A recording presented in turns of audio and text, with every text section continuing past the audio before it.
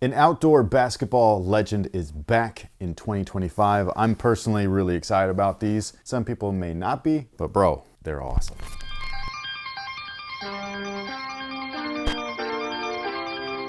Hey, what's going on, guys? My name's Chris. Welcome back to the official WearTesters.com YouTube channel. Today we got a detailed look and breakdown on these bad boys right here. This is the AND1 Mad Game Pro. Slightly different name than the original from 1999, which was dubbed the Mad Game Mid. Just in case you guys are curious, this is the box, the whole chain link thing, outdoor basketball. It's dope. And much like the shoe itself, the packaging is actually different than the original, so take that for what you will. Some people may like that, some people may not care, and it just kind of is what it is. But as far as the shoe itself is concerned, we do have the two launch colorways, the triple black as well as the white black. But yeah, these things right here are from 1999 originally. They were seen on the feet of NBA athletes such as Kevin Garnett, as well as Latrell Sprewell. Sprewell actually had his own PE versions of the shoe, and I think that's really dope. They actually came to retail and all that kind of stuff. Original retail price was 90 bucks.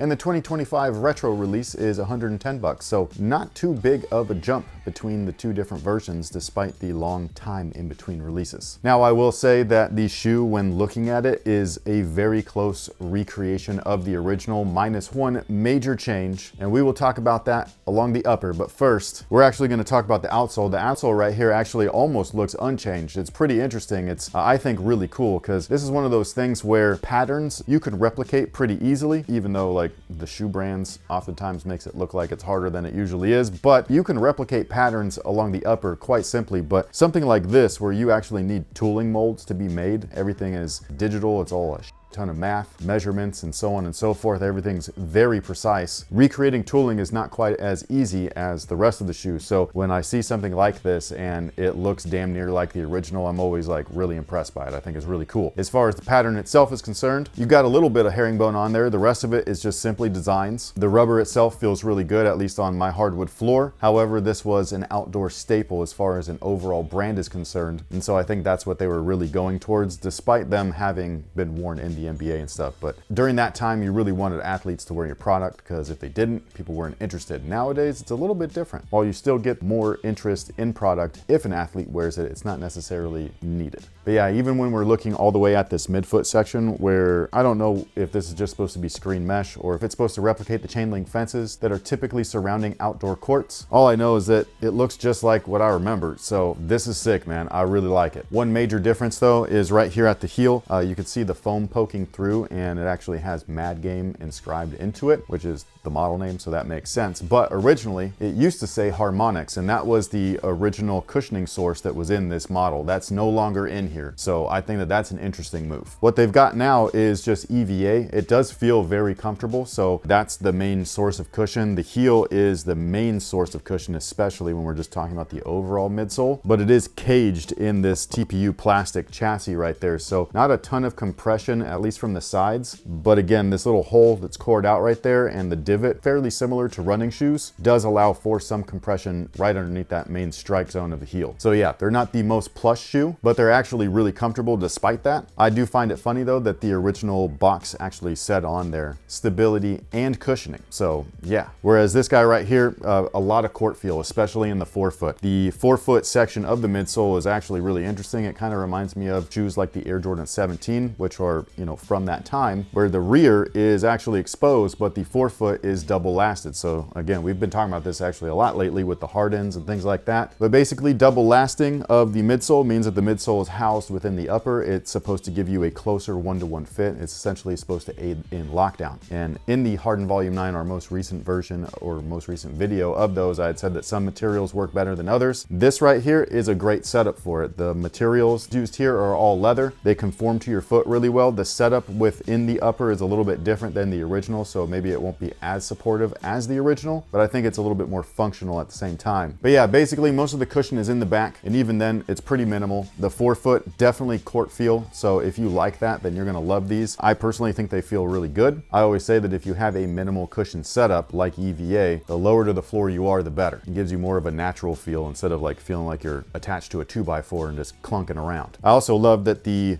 forefoot area and the midfoot area are covered in more of that TPU chassis. So this whole like gloss line that you see on top on both the medial and lateral side are there for stability. Kind of reminds me of the Adidas Sprint frames that we would later see in, you know, the evolution of their Crazy Light series. Even though it's not exactly the same, not exactly the same implementation, but it's just similar, gives me that vibe. The insole is this guy right here. Nothing really special or to write home about. It's completely removable. You can swap it out for anything else that you'd like, which in this case, if you're going for a minimal setup, but you still want to add some type of cushion and some type of additional impact protection, I totally would do that. You could do that with Move insoles easily. If you didn't want arch support, obviously just pick their baseline. But if you did want arch support and maybe some additional torsion support, then you can go with their Game Day or their Game Day Pro versions. Now the upper on these guys is really surprising because the leather used is quite nice, at least quite nice for AND1 and quite nice for the price point. Like the leather itself is actually soft, it's fairly plush, it feels really good on foot and in hand. When you look at the little cutout right there where the AND1 logo is located, you can actually see how thick the leather itself is. And again, I'm just surprised. I was like, wow, that's on here? That's kind of crazy. You don't even see this on select Jordan products. And that is the case with both colorways, by the way. The black version as well as this white black version, they just both have really nice uppers. I'm very, very surprised and very happy. The patent leather portions that are on the shoe, mainly at the toe and the heel, those are synthetic, so that's not like genuine material or anything, but those are just accent pieces, so I don't think that that's a big deal. Something that I love though is that the rear right here is actually reflective, and I think that that's really sick. It's on both colorways right there. Like, this is dope, dude. I dig this.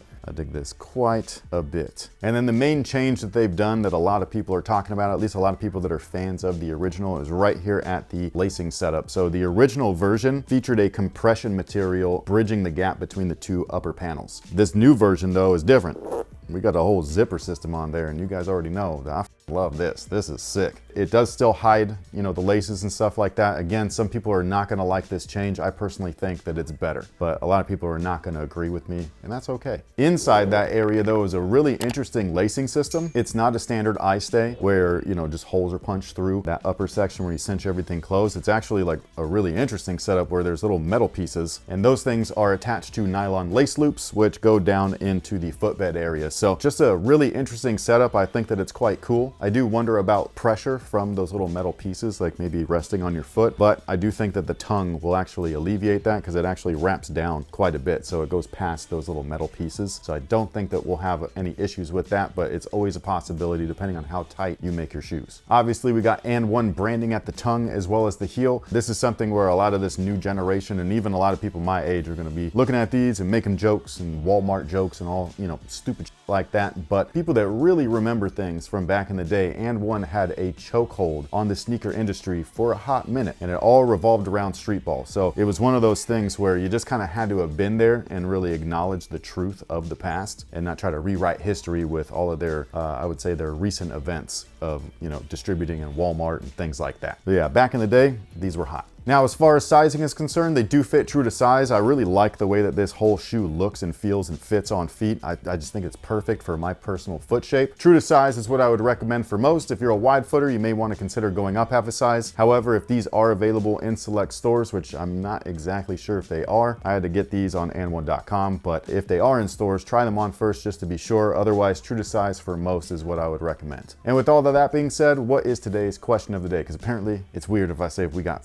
time. To be fair, which I understand, but they don't know how long we've been sitting yeah, here. And to be fair, I choose questions being like, oh, he probably won't be as long-winded, or Yeah. oh, I need to like make up for, you know, sometimes if you watch, you know, like, Right, but that's the thing.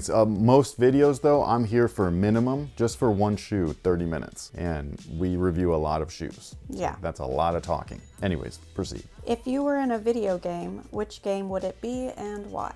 I sure wouldn't be in the original Ninja Turtles one. That dam level is crazy. When you go underneath the water with the seaweed, that I could be in a video game. Like, what am I? Am I just there? I'm just there? I'm not a character, right? I guess you're just living in it. So we're like doing the whole like Wreck-It Ralph thing? Yeah. Where you can bounce around. Maybe Mario Kart, that'd be fun. I don't feel like anything's truly trying to kill you there, even though sort of, but like not as bad as like, because my initial thought was like Pac-Man, that seems pretty chill, but until those ghosts go after you, and then it's like, no, it's not chill at all. Same thing with like Tetris, until you get way up there, that, you know what I mean? Start stressing and Yeah, maybe Mario Kart. I'm actually quite good at that game, and I'm not trying to toot my own horn. I'm just saying, like, you and I have had many a battles, and I've battled many a people, and I always come out on top. I'm just saying. Anyways, what game would you like to be in? Originally, I was just gonna go for the obvious and do Animal Crossing, but then I thought about it. I didn't even think about a game like that. What if somebody was like Warcraft? You're getting attacked by orcs and trolls and all kinds of weird shit. I would choose Cozy Grove. Cozy Grove, what's that? It's like Animal Crossing, except it has a little spooky factor to it. You're basically like this weird... This is a new gen thing? Yeah, you're Wow, like... I just dated the out of myself. You're a little scout, and you land on this island, and you have to help these bears that are like stuck in a weird spirit world, and you have to help them figure out how they ended up in purgatory. And this is fun for you? It is, because it's like Animal Crossing where you have like tasks you have to do to unlock and everything, but yeah, there's only so many you can do in a day, and you get to build stuff. It's fun. I like it.